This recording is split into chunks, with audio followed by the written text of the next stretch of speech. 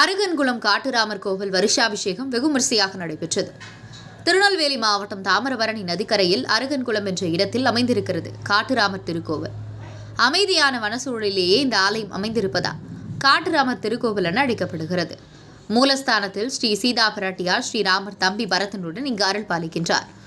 தோஷங்களாலும் கல்யாண தடையாலும் வருந்தும் அன்பர்கள் இங்கு வந்து வழிபட்டால் விரைவில் அவர்களுக்கு கல்யாண வரம் கிடைக்கும் என்பது ஐதீகம்.